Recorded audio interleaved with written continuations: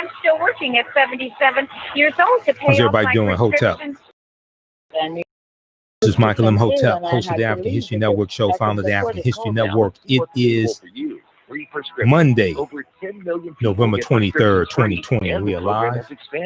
Another 40 million can. Hope everybody's doing well. 15,000 dentists have provided over 330. All right, everybody, share this broadcasting and social media platforms. Invite your friends to tune in also. Free cell phones are still available. We're on commercial break. We're about to come back from the commercial break. Because it was something I cannot afford to get. Medical supplies like that. And we're talking about the Michigan Board of Canvassers. Michigan State Board of Canvassers certified the votes today. 3-0, 1 Republican abstained, solidifying. Welcome back to the African History Network show right here on 910 AM, the Superstation of Future Radio. Welcome back to the African History Network show right here on 910 AM, the Superstation of Future Radio. Hey, I'm your host, Brother Michael Imhotep. It is Monday, November 23rd, 2020, and we are live. Hope everybody's doing well today. So right before the break, we were giving you an update on what's going on, and we were talking about the Michigan State Board of Canvassers certified the votes today for the election that took place November 3rd. And there are 4 members on the Michigan State Board of Canvassers. Okay, you have 2 Republicans and 2 Democrats. You have one of the Republicans who abstained from voting. Okay, and so it was 3-0. All right. So the Michigan Board of State Canvassers voted to certify the election results for the entire state, solidifying Joe Biden's win and giving him the state's 16 electoral college votes, Now, Norman Schinkel, okay, and those here in the state of Michigan have probably heard that name. If you didn't already know about him, you've heard that name in the past few days, okay? Norman Schinkel abstained from the vote while 3 other canvassers voted to certify. Okay, so, and he telegraphed beforehand that he was going to abstain from voting. He's a Republican. He's a Trump supporter. So the board also agreed that the state needs to change its election system and voted to work with the state legislature. Now, Norman Schinkel said, quote, "Michigan has a problem conducting elections. For that, I apologize to the citizens of this nation." So a lot of this came down to the city of Detroit, which is in Wayne County. We've been talking about this for the past few days. And what happened was you had about 357 votes that these are basically clerical errors. This is not widespread voter fraud. Okay. You had white cities that had a higher percentage of these clerical errors. You had white cities. Is there? You trying to tell me something, Shakita? You had white cities where you had a higher percentage of these errors, and they weren't accused of voter fraud. But the city of Detroit overwhelmingly went for Joe Biden, and also in the city of Detroit, we voted for Senator Gary Peters and not John James either. Okay, so John James was calling for an audit and all this. He's not going to help you, man. You need to go somewhere and sit down somewhere. It ain't going to help you. But Governor Gretchen Whitmer commended the 3 board members who voted yes. She said, "I commend the 3 members of the State Board of Canvassers who voted to follow the law and certify the 2020 election results today. The people of Michigan have spoken. President-elect Joe Biden won the state of Michigan by more than 154,000 votes. So those little 357 votes or 400 votes out of Detroit, even if they all went for Trump, whoop-de-doo, he would still lose. And the margin that Joe Biden won in Michigan is more than 10 times greater than the margin that Donald Trump won Michigan by in 2016. Donald Trump won Michigan in 2016 by 10,704 votes. 10,704 votes. Joe Biden won Michigan by at least 100, really about 155,000 votes, right about 155,000 votes. Okay, so these are, you just have a lot of people here who are just upset that Donald Trump is losing, has lost. They're just upset that Donald Trump has lost, and they don't know how to deal with it. Okay, that's what this really boils down to. Okay, so for people that are around the country that are not sure what this is all about, okay, and this is about racism also. That's what this boils down to. This is about racism and also trying to invalidate the votes of African Americans. They ain't just do it here in Detroit. They tried to do it in Atlanta, tried to do it in Philadelphia, Pittsburgh, Milwaukee, these cities that have a high African American population. They call for the recounts there, accused people of cheating and things like this. Okay, so I just find it very interesting that you say you claim that Democrats rigged the election and they cheated, but they let Mitch McConnell win in Kentucky. They let Cindy Hyde Smith win the senatorial race in Mississippi.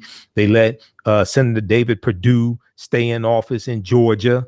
They let Senator Kelly Loeffler stay in office in Georgia. They ain't rigged those elections. Okay. You didn't claim that the elections in North Carolina was rigged, but Trump won that one. You didn't claim the elections in Alaska were rigged. Trump won that one. So I want to go to this clip here from WXYZ Channel 7 in Detroit. They've been doing some good reporting. Michigan Board of State Canvassers votes to certify election results. Michigan Board of State Canvassers votes to certify elections results. Let's go to this clip. Meantime, the controversy over certifying the vote here in Michigan is finally over. The Michigan State Board of Canvassers made the decision late this afternoon, formally granting President-elect Joe Biden the state's 16 electoral votes. Kevin Action News reporter Brian Abel takes a look at how this certification impacts President Trump's pathway to try to overturn the election results. Brian? Well, Carolyn, Dave, there may not have been more eyeballs on a state board of canvasser meeting in the history of these kinds of meetings. In the end, 3 yes votes, 2 Democrats and a Republican, and 1 Republican abstaining in what may be a fatal blow to President Trump's election objection. The drama in what's usually a mundane meeting, whether the board of canvassers for the state of Michigan have a legal avenue to delay or even vote no on certifying the state's election results. So am I correct in saying, we're not a court here. We don't have judicial power. We don't have the authority to conduct a trial here on whether or not election fraud occurred. Am I correct? You are correct. The answer is, of course, you can't vote no. There is no in this circumstances. Each of you play a necessary role. You're at the pinnacle of Michigan's democracy. You're the end game. In public comments, stakeholders and the public weighing in too. The board must certify the results today. Over 5.5 million Michiganders who cast their votes earlier this month. I'm here to tell you in no uncertain terms that you must certify the results of the November general election. I implore the Board of Canvassers to provide meaningful review of Wayne County. Your job is to ascertain and determine the results of an election. There is nothing that restricts your ability to do that. Ben Hale, the Michigan Communications Director for Biden's campaign, just released this statement on the decision, saying, quote, "We appreciate the state's board's recognition of the plain facts. President-elect Joe Biden resoundingly won the state of Michigan by more than 150,000 votes, 14 times the margin of Donald Trump in 2016. We thank the state of Michigan for its support and look forward to receiving its 16 electoral votes." And in just the past few minutes, the president's campaign releasing a statement of their own saying certification by state officials is simply a procedural step. We are going to continue combating election fraud around the country as we fight to count all the legal votes. We are keeping an eye on the president's Twitter account. He has not tweeted in 18 hours. Dave? All right, Brian. So we know that Trump tweeted after that. Now, Secretary of State Jocelyn Benson, who you've seen on MSNBC, and we shared the clip from our Sunday show from MSNBC. She said democracy has prevailed. Today's vote of the State Board of Canvassers to certify Michigan's November election confirms the truth. The election was fair and secure, and the results accurately reflect the will of the voters. The results accurately reflect the will of the voters. A record-breaking 5.5 million Michigan citizens, a record-breaking 5.5 million Michigan citizens cast ballots in this election, more than ever before in our state's history. Their will is clear and unequivocal. Now we turn to the important work of implementing a statewide risk limiting audit, and local procedural audits to affirm the integrity of the process and identify opportunities for improvement. And we will continue working with lawmakers at the state and federal level to strengthen our elections even further in the months ahead. Our democracy, like the election officials who administer it, is resilient. Today, it and they survived an unprecedented attack on its integrity. So the unprecedented attack on its integrity came from someone who has no integrity. That's Donald Trump, who really should be calling the Jim James, Paul and Tyrone moving company to make an appointment for January 20th, 2021, so they can help him pack his stuff and move out of the White House. Today, it and they survived an unprecedented attack on its integrity. There will no doubt be more similar attacks in the future based in falsehoods and misinformation. But then, as now, we will be ready to respond, as always, with facts, data, and the truth. And that's something that people who lie can't handle. Facts, data, and the truth. Okay, let's go to the phone lines. Let's go to who we have here, line one. Let's go to Thomas. Thomas, line one. Welcome to the African History Network show. Tell us where you're calling from, and thanks for holding. Okay, man. I hope you're having a good night. But this was a stressful day. Very stressful. Mm-hmm. First of all, let me say this about the canvas. Mm-hmm. The Wayne County, this is Wayne County canvasser, the Republican lady. Evidently, Monica Palmer. Know the procedure. Oh, talking about Monica Palmer. She couldn't have known the procedure, because the procedure states that you can't have an audit till after you certify. Mm-hmm. And if she don't know the procedure, she shouldn't even be a canvasser. So I watched some of the hearing today, and I watched some of the comments from the public. It was on Zoom. We shared it. WXYZ Channel 7 on their Facebook page broadcasted it. We shared it on our Facebook pages. So I watched some of it, and she actually spoke today. Okay, and she said that I watched her and I heard her, and this was the well, hold on just a second. We got to listen to the audience. Hold on, Thomas. We got to listen to the audience. I'm trying to explain to listen to the audience what happened. Okay, so what she explained, Monica Palmer, what she explained was that during the hearing of the Wayne County Board of Canvassers, she was flustered, and she said Jonathan Kenlock, who's a Democrat on the Board of Canvassers, and we shared excerpts of interviews that he did surrounding this. She said that he told her that they would do a audit. You know, there would be an audit of the votes or what have you. And she said if she had been in her right mind, or if she had her wits about her, she would have realized that the audit would not have taken place until after the votes were certified. Okay, so people can go and watch that. But just so people understand, I'm gonna let you finish, Thomas. Just so people understand, there were about 250,000 votes that came out of Detroit. The number of votes that there are discrepancies with are basically 357. Some reports are 400.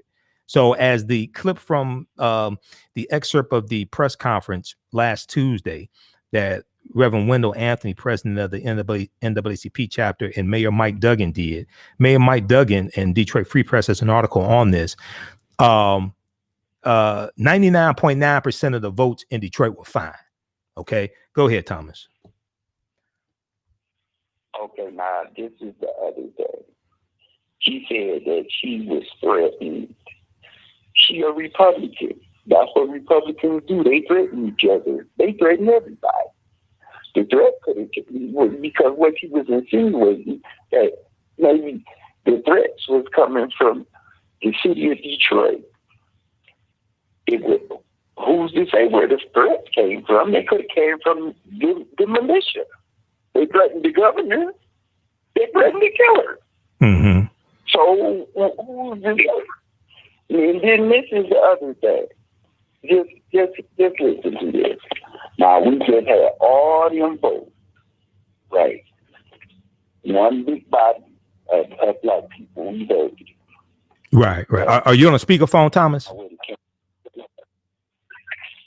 So, yes, I am. Okay. Yeah. You sound better now. Yeah. Take it off a speakerphone. You sound better. Go ahead and finish your thought. Now we had all this big body of votes. More turnout in 20, 25 years. Mm-hmm. What it come down to, got the canvassers. They got the certified votes. Right. They don't agree. If they don't agree with all the votes that came from the city of Detroit, right, it might not be no good. They might not be recognized. Then we got to go through another process. You got the state canvasser. We got over 250,000 votes. These black people vote, mm-hmm. right?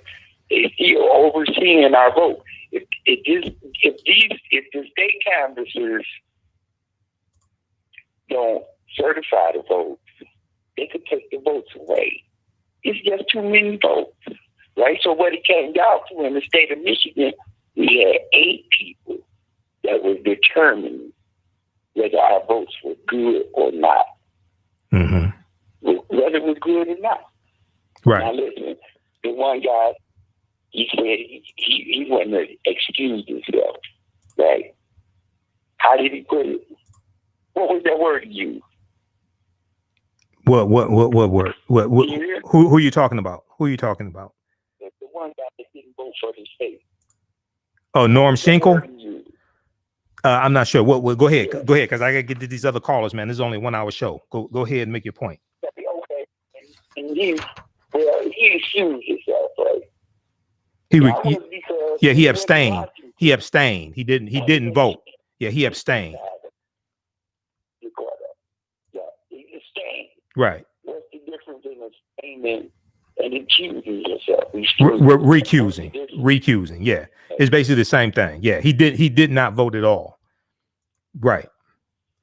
Okay, Thomas. That's what the basic came down to. Right. Because he wanted to make sure he wasn't connected and nothing that Trump was trying to get. Right. Okay. All right, Thomas, I gotta get these other calls, man. We're almost out of time. Okay, let's go to Charles, line 2. Thanks for calling, Thomas. Keep listening. Let's go to Charles, line 2. Charles, welcome to the African History Network show. Tell us where you're calling from, Charles. Calling from Detroit, Mike. Hey, how you doing, Charles? Yeah, pretty good. Love your show, man. Thank you. On the mark. Thank you. On the mark, man, when it comes to giving information. Wow. Thank you. Worldwide. Thank you. Proud of you, Brother Mike Imhotep. Proud of you, man. You're giving the information. Yep. Hey, I got a quick question. With all that's going down, in the political world, Donald Trump, Joe Biden in particular, it's like a world champion boxing match. Right. Going for the title, so to speak, you know what I'm saying? Right. And you're going to have people, that's leaning on the one side, and you got people leaning on the other side, best man win. No hard feelings. You know what I'm saying? Right. But ain't no sense in slandering the other side, with personal feelings. You know what I'm saying? I mean, best man win. And just hope for the best, with the pandemic and everything going on, there's certain signs in that, you know. We inhale and we exhale and we hope for the best for all people, you know. So we pray for each other, you know, to come out of whatever status or state we're in, because we all, you know, have issues, and just hope for the best. Right. Okay. All right, Charles, I got to get these other calls. Appreciate you, Mike. Keep listening. Call back tomorrow night. Let's go to Theo. Let's go to Theo quickly, line 3. All right. Theo Broughton, welcome back to the African History Network show. You're from Detroit, Hood Research. Everybody knows that. Go ahead, make your points, Theo. That's right. And follow Hood Research on Twitter. Listen, I'm calling because it seems to me that with knowing that we're in a pandemic, and of course that requires attention. But all of this hoopla about certifying the vote and Donald Trump going to court every other minute. He's had 4 lawsuits in Detroit. He's lost all 4 of them. In the meantime, in Detroit, it's being reported that he is, it's being reported that Donald Trump is having some of our most expensive aircraft destroyed. Right. MSNBC reported that. Yep. You know, it seems that was the reason, in addition to hating black folks, why he has this distraction going on. I'm sure someone told him all the time that these votes had to be certified, and there was no way for him to stop them. Right. And then Emily, what's her name? Emily Murphy. Yeah. Like all the stalling that she was doing. She did not need Donald Trump's approval to carry on a process that happens every time we get an election and another president. Right. So this thing about the aircraft, very sensitive aircraft being destroyed, we're talking they have to replace with billions of dollars. It's going to take time for that to be done. Yeah. So that'd be the next administration. That'd be the next administration. Has Russia told Donald Trump to do these kinds of things to redeem himself? I don't know. We'll find out. We'll find out. Okay. Okay, Theo, I gotta run. Okay. Call back tomorrow night. I gotta run, Theo. Okay. So MSNBC reported on that this evening. Also, it's a fleet of planes that Trump has ordered destroyed. Check that out. Go to NBCnews.com or MSNBC.com. Very quickly here. A couple articles that I posted. Trump's legal team cried vote fraud, but courts found none. Trump's legal team cried vote fraud, but courts found none. BlackAmericaWeb.com. They picked this up from the Associated Press. This article written by Mary Claire Dale. This was posted November 23rd, 2020, as they frantically searched for ways to salvage President Donald Trump's failed re-election bid. His campaign pursued a dizzying game of legal hopscotch across 6 states that centered on the biggest prize of all, Pennsylvania. The strategy may have played well in front of television cameras and on talk radio to Trump supporters, but it has proved a disaster in court, where judges uniformly rejected their claims of vote fraud and found the campaign's legal work amateurish. The reason why is because they ain't presenting the evidence, because there is no evidence. They're lying. This is what this boiled down to. They're lying. Okay. Read this full article from BlackAmericaWeb.com, picked up by the Associated Press, that goes through and breaks this down. Then there was one other one here. There's one from NBC News. Which one was that one? Not that one here. Let me see. Hold on. Trump's election fight includes over 30 lawsuits. It's not going well. Trump's election fight includes over 30 lawsuits. It's not going well. This is from NBCnews.com, November 23rd, 2020. We'll post this link also. Read that article as well. All right, very quickly here. So As the news broke today, NBC News, Associated Press, U.S. agency ascertains Biden as winner. Let's transition begin. The General Services Administration ascertained Monday that President-elect Joe Biden is the apparent winner of the November 3rd election, clearing the way for the start of the transition from Donald Trump's administration and allowing Joe Biden to coordinate the federal agencies on plans for taking over on January 20th, 2020. Shakita, I'm going to go to that clip from the Golden Girls. Trump, who had refused to concede the election, said in a tweet that he is directing his team to cooperate on the transition, but is vowing to keep up the fight. What fight? You just keep up lying, filing these frivolous lawsuits? Administrator Emily Murphy made the determination after Trump efforts to subvert the vote failed across battleground states, citing, quote, recent developments involving legal challenges and certifications of election results, end quote. Michigan certified Biden's victory Monday, and a federal judge in Pennsylvania tossed out a Trump campaign lawsuit on Saturday seeking to prevent certification in that state. So we reported on all this. We'll post this article, read that full article from the Associated Press. I want to get to this next story here. So we talked about coronavirus briefly. We see 12.3 million cases of coronavirus. Number of cases and deaths continue to soar. The vaccine news comes as the number of COVID-19 cases in the United States since the pandemic began reached 12.3 million. We see Friday is about 195,000 new cases. We see we almost have 258,000 deaths. More than 83,000 Americans are hospitalized. Okay. And we see AstraZeneca today became the third pharmaceutical company to announce positive results for a potential COVID-19 vaccine. The company said its vaccine developed with Oxford University was up to 90% effective. We'll talk more about that tomorrow.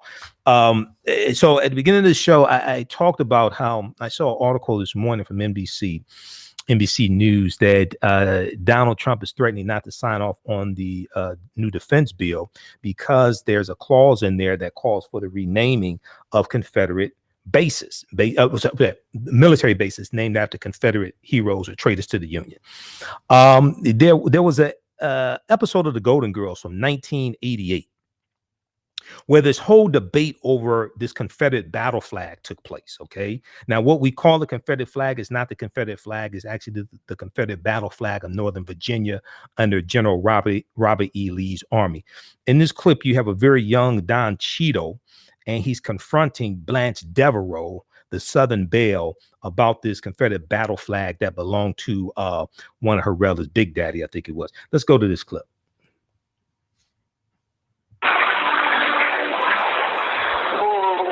You're not hanging that flag in here. Well, of course I am. Blanche, do you know what this flag represents? This flag belonged to Big Granddaddy Hollingsworth. He used to bring it to all our fine old Southern family picnics where all the cousins would gather. Everybody was courteous and mannerly, and gentlemen would ask ladies for the favor of a dance. And Cousin Rex would be home on vacation from Colonel Bob's School for Bad Boys. Wait a minute, now I get it. This is just good old-fashioned fun. Yes. Okay, well, say, how about on Tuesday nights we hang the Nazi flag, hire an oompa band, and dress you up like Eva Braun? This is not the same as the Nazi flag. Yeah, well, it is to me, Blanche. But when you look at this flag, you see some Southern fairy tale with a guy who looks like Burl Ives dressed in a white suit, tipping his hat to you, saying, "Evening, Miss Blanche." Evening. Sorry, Roland, you were making a point. That's not funny, Blanche. Well, that's ancient history, and you know it. Things aren't like that anymore. You did the right thing, Ron. I did? I did the right thing. I did? Yeah.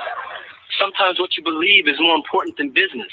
Although what some people believe is unbelievable. Now, Roland, I am not some kind of bigot because I love this flag and I resent that implication. You just stop that right now. Oh, yes, ma'am, Miss Devereaux. Roland don't want to cause you no trouble at all.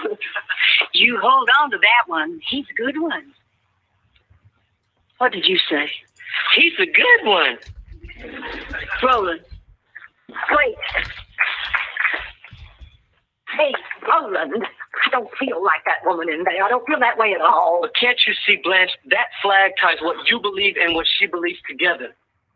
Look, I'm telling you, the legacy of that flag is alive every time I walk down the street with a group of my friends and I see a white person cross over to the other side because they're afraid.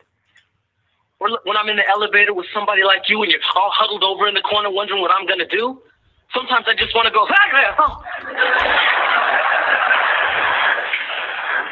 attention. So please don't tell me about that flag. I've battled that flag all my life. Look, Roland, I'm sorry. I'm sorry for everything you have been through. But what am I supposed to do? What am I supposed to think about all my family, all my friends? All right. When I was in school, maybe I was a little less sensitive than I could have been. Yeah, but I was just doing what all my friends were doing. They were my friends. And we were just acting like everybody we knew acted. Oh. When I had my first baby, well, the hospital was packed, and I had to share a room with a young black woman. George made a big stink about the accommodation. She had to have heard him. And I know her baby was this cute as mine. Cuter, in fact. Rebecca was an ugly baby. Turned out fine. Ugly baby. You can get an idea of how she looked if you catch Sophia some morning with her teeth out.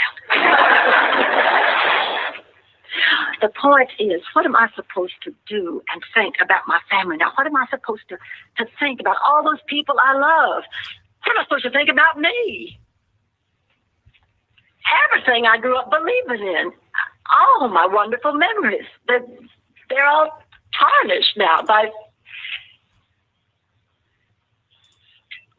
God, by the truth. I owe you an apology. No. Will you stay? Blanche, you really have to start listening to me when I tell you something is bothering me. And I'll try to understand why some of these things mean so much to you. Look, the whole world is messed up right now, and I would like to see that get better. But in order for that to happen, white people are going to have to start making positive assumptions when they see people of color. And people of color could make positive assumptions when they see white people. Okay, so that clip was from the Golden Girls. That was from 1988. Okay, once again, that clip was from the Golden Girls. That was from 1988. And that sounds like there's something from today, especially with this fool in office, right? And so now Trump is refusing to sign off on on the defense bill because there's a clause in it. And former Defense Secretary Esper, who he removed, wanted to rename military bases that are named after Confederate heroes, generals who were actually traitors to the Union. They're traitors. This is what they are based upon Article 3, Section 3 of the U.S. Constitution. So how much time we have left in the show, Shakita? How much time we have left in the show? Okay, we should have stopped buffering on Facebook and YouTube. You can just come on the air, let me know. You have 2 minutes. 2 minutes. Okay. So we're going to continue this discussion on our social media platforms, The African History Network on Facebook. We're still broadcasting there. And my YouTube channel, Michael Imhotep. We're going to deal with briefly, how did this whole history of this lost cause, because this is where this history gets rewritten, where people associate the Confederate Battle Flag and Confederate monuments and things like this, General Robert E. Lee, PGT Beauregard, Stonewall Jackson. They associate this with stories their grandfathers told them, or great-grandfathers told them, and told them about the rebels, and they were fighting to maintain, the Southern way of life. And the Confederate Battle Flag gets associated with NASCAR, and Southern heritage, as opposed to white supremacy and fighting to maintain slavery and committing treason. How did all this get turned around? Okay, we're going to talk about that briefly here. If you like this, breaking news story. The first African-American mayor of New York City, David Dinkins, has passed away at age 93. New York Daily Post is reporting David Dinkins, who was elected New York City's first black mayor in 1989 and famously referred to the nation's largest metropolis as a gorgeous mosaic, passed away Monday night, November 23rd, 2020, at his home, sources told the New York Post. David Dinkins was elected New York City's first black mayor in 1989. The former mayor passed away at his Upper East Side home at around 9:30 p.m. He was 93 years old. Dinkins, who defeated three-term incumbent Ed Koch in the 1989 Democratic primary, beat Republican Rudy Giuliani, who's lost what little mind he's had left that year as well, to become the city's 106th mayor. He would serve one term until 1993, when he narrowly lost his re-election bid in a rematch against his GOP foe. Just a second here. Okay, his turbulent time in office was marked by rampant crime and racial unrest, according to this New York Post. They're right-wing leaning anyway, but this is the first notification I got of this. When he but despite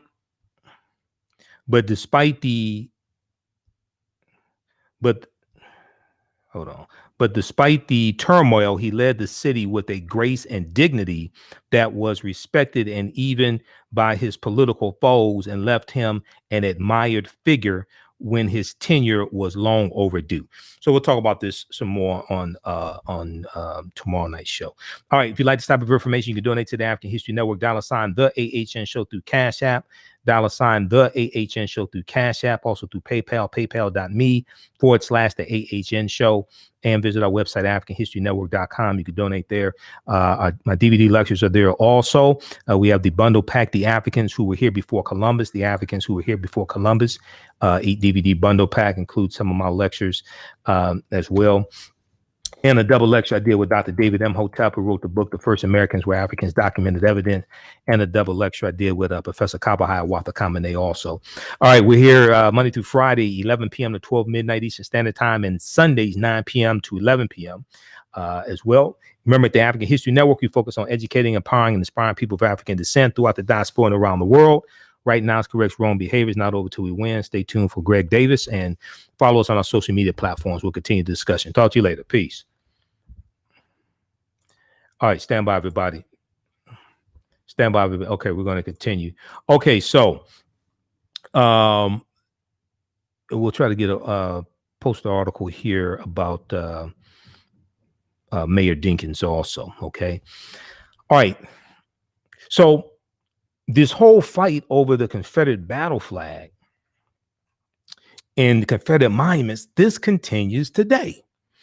And this is why I say America needs a massive history lesson. America needs a massive history lesson because Americans are woefully ignorant of history all around the country. Americans are woefully ignorant of history. So this is why this study from the Southern Poverty Law Center is so important. You've heard me talk about it before. Teaching Hard History, American Slavery, Teaching Hard History, American Slavery from the Southern Poverty Law Center. And what this study does is this breaks down how the history of slavery is being incorrectly taught in schools all across the country. Okay. First, well, they focus on high schools. They did a survey of 1,000 high school seniors. They did a survey of 1,000 high school seniors across the country. And they break down how little they really know about the history of slavery. For instance, on page 9, this is about a 52-page study. On page 9 of the study, so I downloaded it from splcenter.org, Southern Poverty Law Center, printed it up. So I teach from this also. High school seniors struggle on even the most basic questions about American enslavement of Africans. Only 8% of high school seniors surveyed can identify slavery as the central cause of the Civil War. Only 8% of high school seniors surveyed can identify slavery as the central cause of the Civil War. 2/3, or 68%, a little more than 2/3, 68% of high school seniors surveyed don't know that it took a constitutional amendment to formally end slavery. That was the 13th Amendment, December 1865. Fewer than 1 in 4 students, or 22%, can correctly identify how provisions in the U.S. Constitution gave advantages to slaveholders, like Article 1, Section 2, Clause 3 of the U.S. Constitution, also known as the Three-Fifths Compromise, okay, which gave the slaveholding states more representation in the House of Representatives. And it wasn't saying that enslaved Africans were three-fifths of a human being. It was saying that they were going to count 3/5 of the population of slaves in these slaveholding states to determine how many seats in the House of Representatives these slaveholding states will have. So you take the number of free people in the states, add to that 3/5 of the population of enslaved Africans. Although teachers overwhelmingly, or over 90% of teachers surveyed, claim they feel comfortable discussing slavery in their classrooms, the responses to open-ended questions reveal profound unease around the topic. Then 58% of teachers find their textbooks inadequate. 58% of teachers surveyed find their textbooks inadequate. Popular textbooks fail to provide comprehensive coverage of slavery and enslaved peoples. Popular textbooks fail to provide comprehensive coverage of slavery and enslaved peoples. The best textbook achieved a score of 70% against our rubric of what should be included in the study of American slavery. The average score was 46%. So as you go through, it breaks down how the history of slavery is being incorrectly taught in schools all across the country. And then it gives all types of really good recommendations of how to more correctly teach the history of slavery. So now you can use this. A lot of children are home now and going to school at the kitchen table, online, things like this. This study should be used in every classroom across the country, every school district across the country. All right. Teaching Hard History of American Slavery from the Southern Poverty Law Center. And if you saw the interview that I did with Dr. Hassan Kwame Jeffries, who's an associate professor of history at Ohio State University, he was on the advisory board that put this together. There's actually a letter in here from him also, well, the preface, Dr. Hassan Kwame Jeffries. He wrote the preface in here, and he's a graduate of Morehouse College and Duke University, has a PhD in American history with a specialization in African American history. He's an associate professor of history at the Ohio State University and chair of the Teaching Hard History Advisory Board. So he was the chair of this board. He's also a nephew of one of my teachers, Dr. Leonard Jeffries. Okay, so check this out. And one of the things they tell you don't do in here, is don't do slave reenactments. Don't do slave reenactments, okay? Because those it talks about how the slave reenactments can be very harmful to students. And I've talked about that as well. And every now and then, we hear stories of a slave lesson gone bad in schools, slave lesson gone bad, reenactments, or there was one story that I covered dealing with, there was this slave board game dealing with like the Underground Railroad, and it's a board game, and you have, you're a runaway slave trying to escape up north to freedom, things like this. It's like, who came up with this stuff? But okay. But anyway, and then so very, very important. Check that out.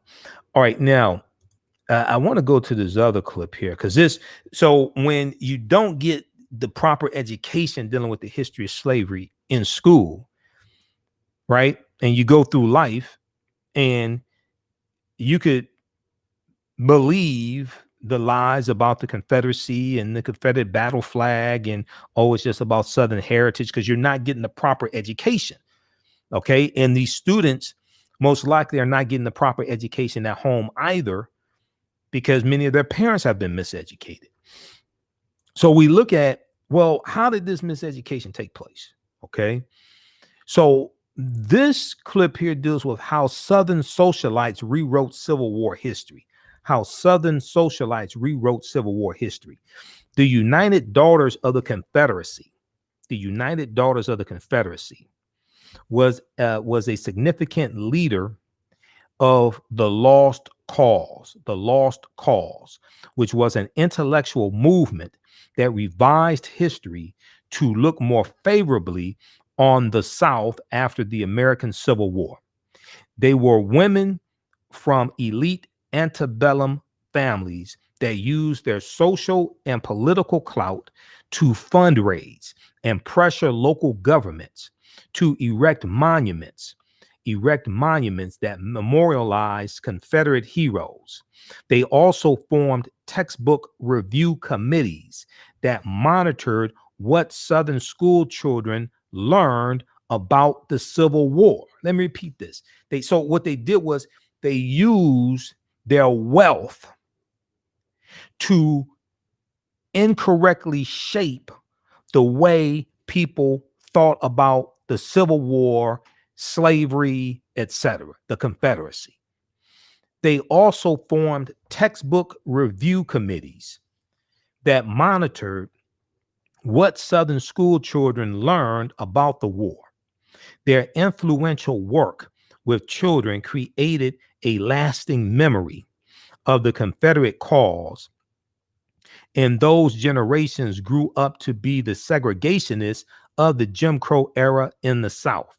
Okay, their influential work with children created a lasting memory of the Confederate cause, and those generations grew up to be the segregationists of the Jim Crow era in the South.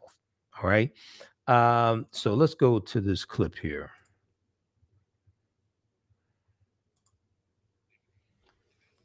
At a barbecue or a picnic Let me for back his this slaves. up. Listen to how this textbook describes slavery. The master often had a barbecue or a picnic for his slaves. Then they had a great frolic. Even while working in the cotton fields, they sang songs. The beat of the music and the richness of their voices made work seem light. Yikes, that's from History of Georgia, a textbook published in 1954 that was taught across junior high schools in Georgia for decades. That sort of language is part of an intellectual movement called the Lost Cause, a distorted version of American Civil War history that's been prevalent in the South for a long time. It took shape soon after the defeat of the Confederate States in the war, when Southern historians like Edward Pollard and former Confederate General Jubal Early started preserving the South's perspective through their writings. They framed the Confederate cause as a heroic defense of the Southern way of life against the overwhelming forces in the North. That narrative has a few basic tenets: the glorification of Confederate soldiers who died for a cause they believed in, the belief that slavery was a benevolent institution, and maybe most importantly, that slavery was not the root cause of the war. The Lost Cause is one of the most notoriously effective efforts to rewrite history, and it was done by the losing side. So how did it become so deeply rooted in Southern memory? Blame the United Daughters of the Confederacy. The UDC was founded in Nashville in 1894 to preserve Confederate culture for generations to come. The women who made up the group descended from elite antebellum families, and they used their social and political clout to spread the pro-Southern version of the war as real history. You've probably seen their efforts to honor the Confederacy, but maybe you didn't know it was the UDC. They're the ones who covered the Southern landscape with memorials for Confederate leaders and soldiers. They used their fundraising and lobbying skills to pressure local governments into erecting monuments in prominent public spaces like courthouses and state capitals. Installed here next to the state capitol by the United Daughters of the Confederacy. The United Daughters of the Confederacy donated its memorial to the city back in the 30s, they put them along roadsides and in parks. Any place that was remotely relevant to the Confederacy was memorialized. By the early 20th century, the UDC had 100,000 members and chapters spread all over the country, but mostly in former Confederate states. And there's a reason they grew so quickly during that time. So we're talking about roughly 3 decades after the end of the war, and the Confederate veterans themselves are beginning to die off. So there is this push to find ways to commemorate it, because the big challenge by 1900 was there's a new generation of white Southerners being born, and they never experienced the war years. That push is visible. Most of the Confederate monuments were erected during the UDC's height of influence. There's a rhetoric around monuments that we want to get this thing built before all of that generation has died off. And the reason we want it is to teach future generations about those men. Dr. Karen Cox wrote the book on the UDC, and I asked her if it was fair to say the group established the lost cause as a historical fact in the South.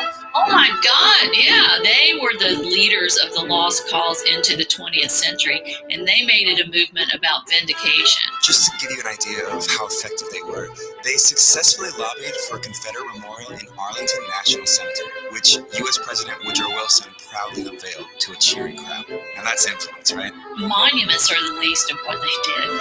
What? I mean, they are the most visible and tangible, but the work with children was far more influential. It turns out a central UDC objective is shaping how children think about the war and their Southern heritage. One of their most powerful tools, textbooks. Take a look at this pamphlet called A Measuring Rod for Textbooks. It was written by the illustrious Southern historian Miss Mildred Rutherford, an educator, orator, and author of Southern history textbooks. She's also very pro-slavery. The pamphlet announced the formation of a textbook review committee featuring prominent Southerners like 5 former Confederate generals. This group was committed to spreading the truths of Confederate history, so they instructed school boards to reject any textbooks that did not accord full justice to the South.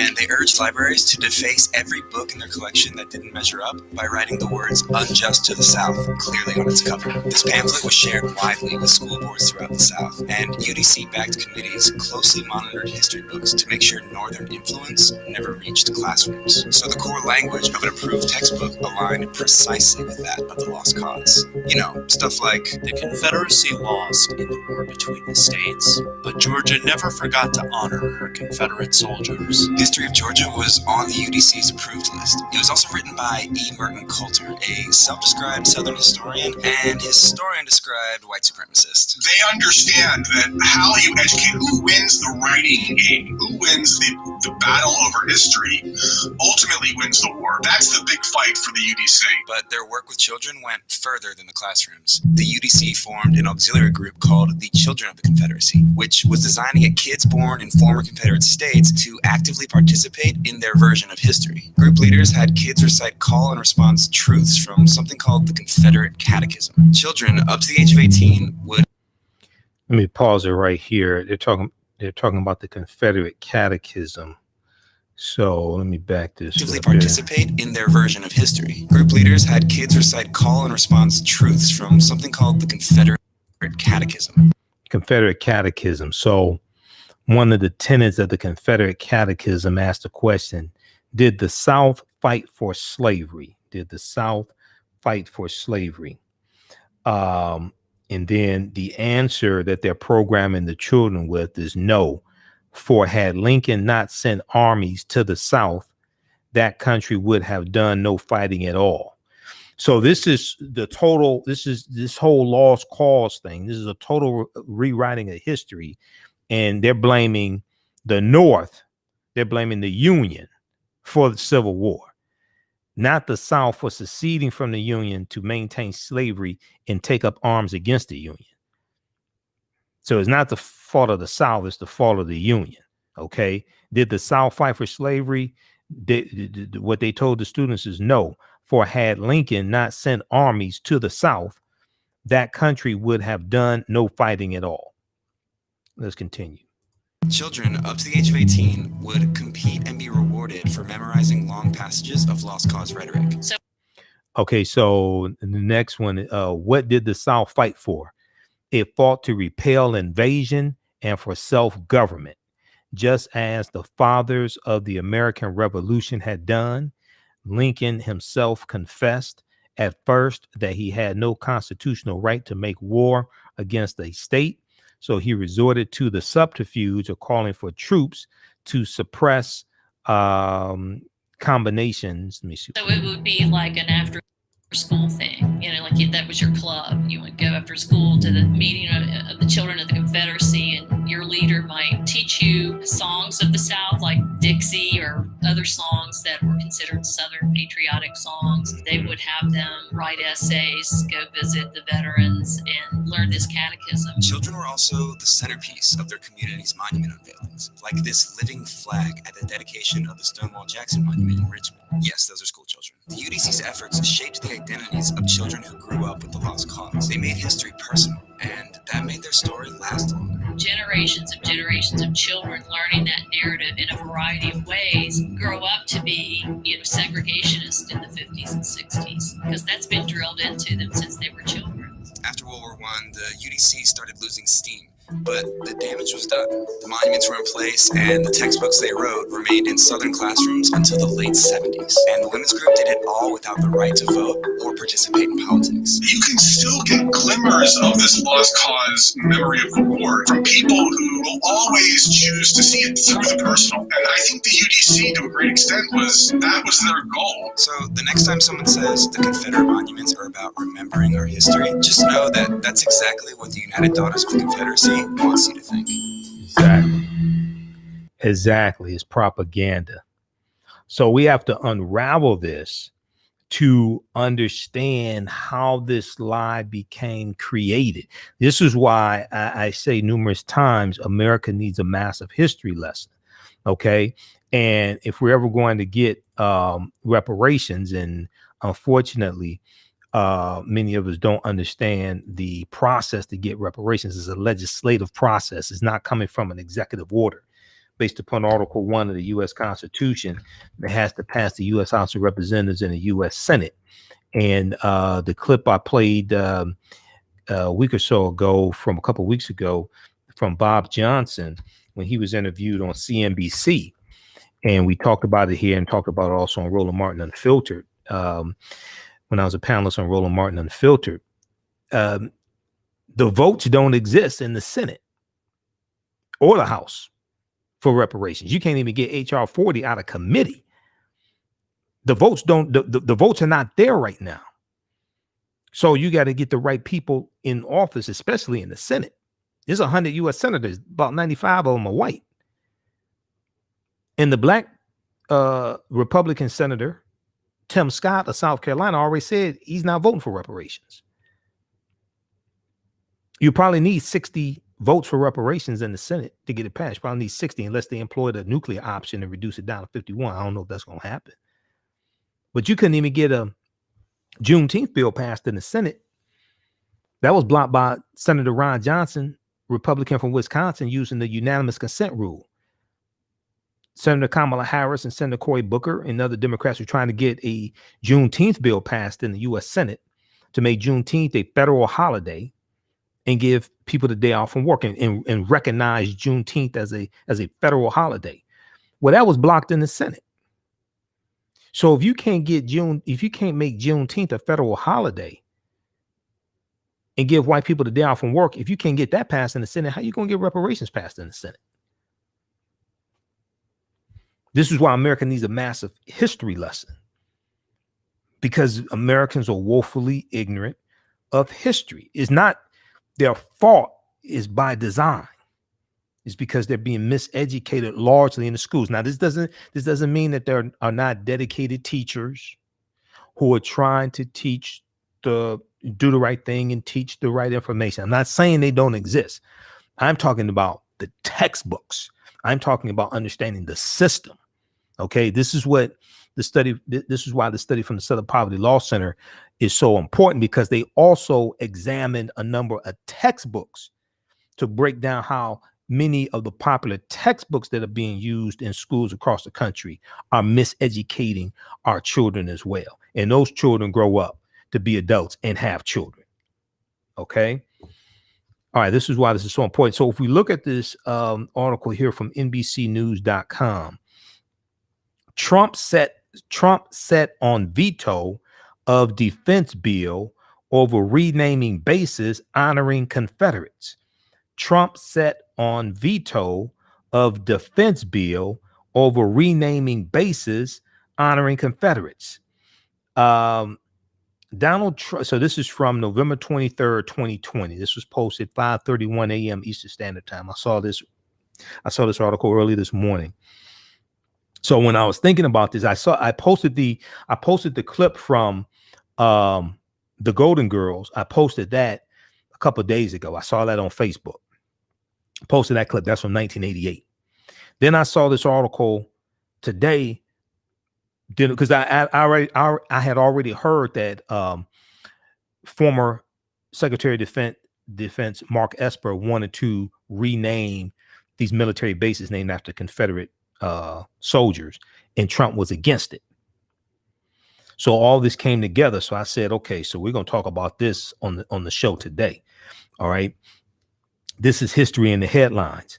Donald Trump is threatening to veto legislation to fund the military as one of his final acts in office unless a widely supported bipartisan provision to rename military bases honoring Confederate military leaders is removed, according to White House defense and congressional sources. According to White House defense and congressional sources, this is problematic on a number of levels, because the Confederate military leaders were traitors to the Union, and they lost. You represent the Union, Trump. If in case you haven't figured it out, Benedict Donald, you represent the Union. So, see, countries don't name military bases and schools and buildings after traitors to the Union. It's like in Germany, they don't have schools and bases, military bases and buildings, things like this, named after Adolf Hitler and Nazis. They don't do that. This is how backwards this is. Since the November 3rd, 2020 election, Donald Trump has privately told Republican lawmakers that he won't back down from his position during the campaign, that he would veto the annual National Defense Authorization Act, the NDAA, the National Defense Authorization Act. Each president has signed this since going back to about 1961. The annual National Defense Authorization Act, if it includes an amendment to rename the bases. Now, you're renaming the bases after traitors to the Union who fought to maintain slavery. This is who you're fighting to keep these bases named after. A senior administration official confirmed Donald Trump's conversations with Republicans and his veto threat. He said, quote unquote, he's said that, the official said. Now, keep in mind, there's bipartisan support. There's support from Republicans and Democrats to rename these military bases that are named after traitors to the Union. There's bipartisan support. But Donald Trump, who took an oath to defend the Constitution against enemies, both foreign and domestic, is against that. He wants to keep them named after traitors who fought to maintain slavery. Donald Trump's stance has put in doubt legislation that has been agreed to by Republicans and Democrats in the House of Representatives and the U.S. Senate. Let me repeat. Donald Trump's stance has put in doubt legislation that has been agreed to by Republicans and Democrats in the House of Representatives and the U.S. Senate. It has sent members of Trump's party scrambling to find a path for the defense bill, which outlines military policy and funding and put them on a collision course with Democrats. Now, Donald Trump was just 3 weeks ago before the election talking about what all he was going to do for African Americans and his Fool's Gold plan that he called the Platinum Plan. And no president has done more for African Americans, with the exception of Lincoln, than him. But he doesn't want to rename military bases that many African Americans serve on, that are in the military, that serve on these bases, that are named after traitors to the Union who fought to keep their ancestors enslaved. And he claims to be the least racist person that you'll ever meet, or the least racist person you know. So what you're saying is you're a racist, but not as bad as other people. Now, when did you take a poll? That's what I want to know. When did you take a poll? While some Republicans are now shifting their positions to align with Donald Trump, Democrats are refusing to budge on the agreed to amendment threatening passage of the legislation. The effort to change the names of military bases honoring Confederate military leaders has been a target for Donald Trump for months. Now, his favorite president is Andrew Jackson, who's a big white supremacist also, and signed the Indian Removal Act of 1803 that pushed the Choctaw, Chickasaw, Creek, Cherokee, and Seminole Indians off their land in the southeastern United States and forced them over 1,000 miles out west on what's known as the Trail of Tears. And about 1/3 of the people on the Trail of the Tears were also Africans, because a lot of them were enslaved or married into the tribes, those Native American nations. So they go out west, and then in the Creek, the Creek Indians go into Oklahoma, and they found Tallahassee. They found an area that becomes the city of Tallahassee. About 1836, Tallahassee becomes known as Tulsa, Oklahoma. That goes into the origins of Tulsa, Oklahoma, and Black Wall Street. It was among the disagreements he had with his former defense secretary, Mark Esper, who was quietly working with Congress to codify the renaming of military bases in the bill before Donald Trump fired him this month, before Donald Trump fired him in November. The pressure from Donald Trump has increased as members of the House and Senate Armed Services Committees, the House and Senate Armed Services Committees have begun formal negotiations to work out the differences in the legislative body's respective bills. Both chambers overwhelmingly passed a provision that would change the names of Confederate named bases as part of their defense bills. Both chambers, the House of Representatives, the U.S. Senate, lower chamber House of Representatives, upper chamber U.S. Senate, passed a provision that would change the names of Confederate named bases as part of their defense bills. But the chairman of the Senate Armed Services Committee, Senator James Inhofe, Republican of Oklahoma, indicated that he's gotten the message from Trump, and he called it a quote unquote big issue of contention in negotiations with Democrats. Now, Senator Moscow Mitch McConnell, Republican of Kentucky, another traitor, quote, said only the president can say whether or not there's any room for a negotiation.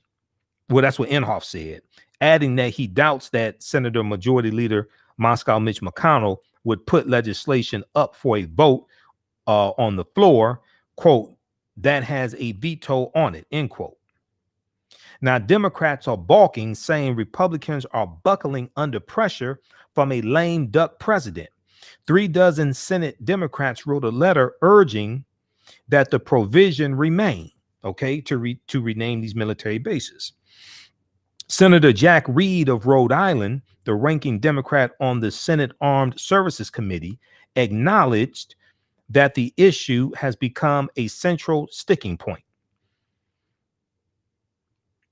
Okay, so check out the rest of this article here. It goes on to say, in July, Donald Trump tweeted that he would veto the measure to rename these military bases if it includes an amendment that renames bases. Okay, he said back in July, quote, I will veto the defense authorization bill if the Elizabeth Pocahontas Warren, of all people, he said, amendment which will lead to the renaming plus other bad things of Fort Bragg, Fort Robert E. Lee, and many other military bases from which we won 2 world wars is in the bill.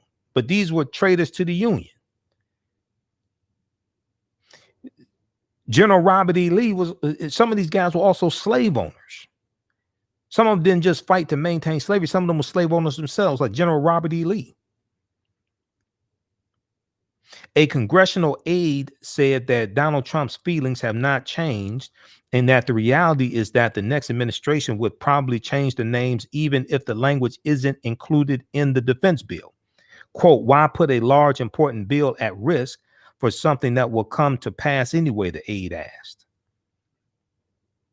At his inauguration, President-elect Joe Biden, who released a statement supporting the name changes in June 2020, could issue an executive order to change the names, and the changes would likely be implemented faster than any legislation could implement them, a defense official said. Joe Biden wrote, quote, the names affixed to our military installations must honor the diverse heritage of leadership and sacrifice in our country's history. I fully support Senator Elizabeth Warren's bipartisan effort to form a commission to rename Defense Department facilities named after Confederate leaders in the next 3 years, and look forward to implementing the commission's work as president, end quote. So check out, so this article is by Carol Lee for NBC News. Check out the article in its entirety. Trump set on veto of defense bill over renaming bases honoring Confederates. Trump set on veto of defense bill over renaming bases honoring Confederates. This is why this history is so important, because how people perceive a group of people is based upon what they know about those people and what's been taught to them about those people. A lot of information has been taught to them about through the media, through television, through movies, things like this, through music, but also in the history books, in history class, in schools, etc. Okay, so if a lot of information is wrong, it causes them to form a consensus about a group of people, and then they will then the laws that they support that target those groups of people are oftentimes based upon misinformation. So this is why you have a lot of people, especially a lot of white people, who don't think African Americans deserve reparations because they don't understand the history of this country. But also, a few months ago, Donald Trump was holding a campaign rally. It was on Native American land, and he was violating a treaty by being on that land because he didn't get permission from the Native American nation. I can't remember, was it North Dakota or South Dakota? Well, there was a huge dispute over this, and a lot of Donald Trump supporters, many of them ignorant of history, didn't understand that land belonged to Native Americans. Because, and one of the things, I was watching this whole thing play out on MSNBC, and they were on location, and they're talking to Donald Trump supporters who don't understand the treaties and don't understand that Trump is in violation of those treaties by being on that land because he wasn't invited. And one of the things that it was an African-American reporter for MSNBC, NBC News. One of the things he said was, this history is not taught in schools. This history about Native Americans here and treaties is not taught in schools. So a lot of these people, especially a lot of these Trump supporters, don't understand that this was Native American land. And then we can also say land that belonged to Africans, because there were Africans here in this land before Native Americans as well. And if you read The First Americans Were Africans, Documented Evidence by Dr. David Imhotep, he breaks this down. Because, I mean, if we look at this book here, we know that African people were here in this land that we call the United States of America. African people were here in this land we call the United States of America, going back at least 51,700 years ago. These were the Khoisan. So they were here before Native Americans even come into existence. But Native Americans basically, now some of those groups of Africans are going to be reclassified as Native Americans. But the people in general who we call Native Americans are the offspring of an intermixing of Africans who were already here and Asians who come here around 3000 BC, and they intermix, and then their offspring or who we know as Native Americans, but you're also going to have some white people who got land from the Dawes Allotment Act of 1887 and classified themselves as Native Americans to get that land. And their descendants are, white, but claiming to be Native Americans. That's a whole nother story there. There's no whole nother history. But research the Dawes Allotment Acts, DAWES of 1887. It's a reallocation of 138 million acres of land. 2/3 is supposed to go to Native Americans and African Americans and, Black Indians. And the majority of it is supposed to go to them. And white people end up getting 2/3 of that land.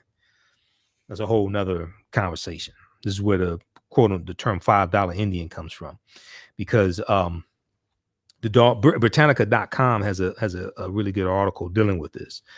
Encyclopedia Britannica.com, the Dawes Allotment Act, named after Senator Henry L. Dawes of Massachusetts. And it was the Dawes Allotment Act was reallocating this land. So it was kind of like a census. They would record the names of these Native Americans, and they had to anglicize their name, anglicize their name to get the land. So you had white people who found out about this, so they paid $5 to have their names added to the Dawes rolls so they can get that land also. Okay, so this is where the term $5 Indian comes from. So this is not saying all Native Americans. I'm not saying all Native Americans are like that, but this is a historical term. Okay, this is where this comes from.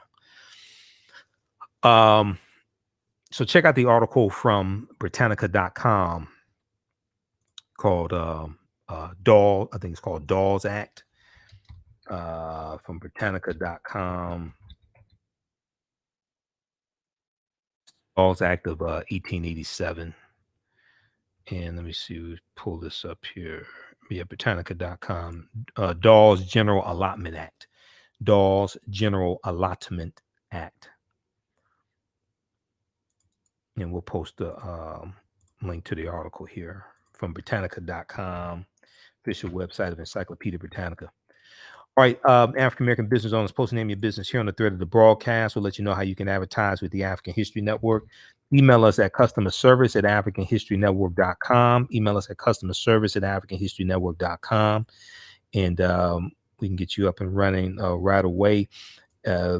We'll create a video commercial for you. It runs when we re-air these broadcasts on our social media platforms.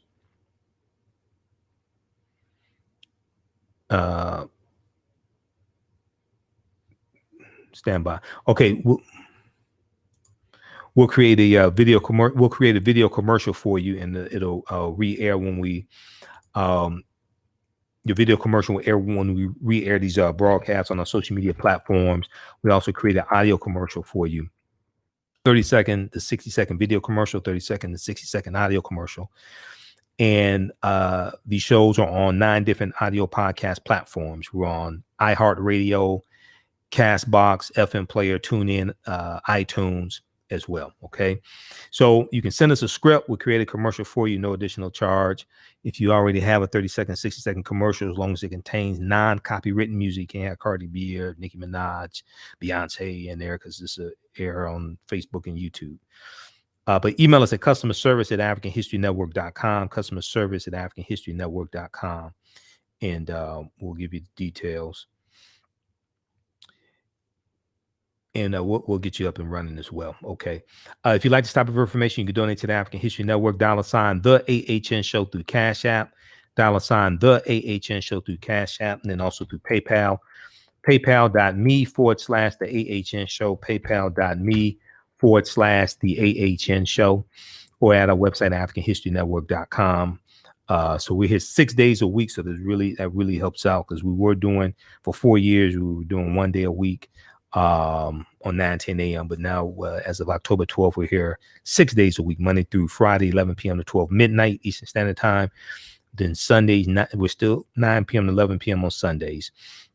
So that helps us to finance the show, keep doing the research, stay on the air, etc. So we definitely appreciate the donations. $, the AHN Show through Cash App, and through PayPal, paypal.me/TheAHNShow.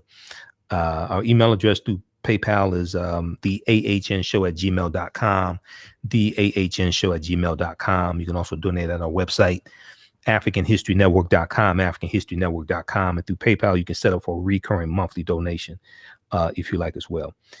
Okay, all of my DVD lectures are at our website, AfricanHistoryNetwork.com. We have the Black Migration 1619 to 2019 bundle pack. We have the Dr. John Henry Clark and Dr. Yosef Ben Yakin bundle packs. We have a lot of my lectures in DVD bundle packs as well, and the Africans who were here before Columbus, and we also have digital downloads of my lectures as well at AfricanHistoryNetwork.com. All right, look, we're going to get out of here. We'll talk to you tomorrow night. Remember, at the African History Network show, we focus on educating, empowering, and inspiring people of African descent throughout the diaspora and around the world, because right now, correct wrong behavior is not over till we win. Okay, so if you want to donate, it's better that you don't do it through YouTube. You can, but when you just keep in mind, when you do it through YouTube, they automatically take 1/3 of the donation when you donate through YouTube. If you do it through Cash App, they don't take 1/3. So if you can only do it through YouTube, I understand, but just so people understand the difference, if you donate it through YouTube, YouTube takes 1/3 of that donation because it's on their platform. All right, so that's why I give out the Cash App and PayPal. Okay, because that's why I don't talk about YouTube. But I mean, I appreciate it, Felicia. I appreciate it, but just so people understand, that's why I don't talk about YouTube. Okay, so all right. So remember, right now it's correct wrong behavior. It's not over till we win Wakanda forever. We'll talk to you tomorrow night. Peace.